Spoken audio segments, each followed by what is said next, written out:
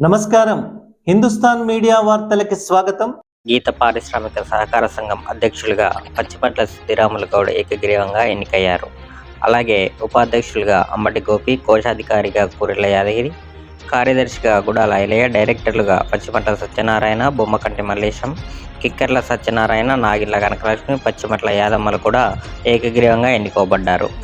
ఈ సందర్భంగా సిద్దిరాములు మాట్లాడుతూ తనపై నమ్మకం ఉంచి అధ్యక్షుడిగా ఎన్నుకున్నందుకు గౌడ సంఘం సభ్యులకు కృతజ్ఞతలు తెలియజేస్తూ గౌడ సంఘం అభివృద్ధికి తన వంతు కృషి చేస్తారని తెలిపారు.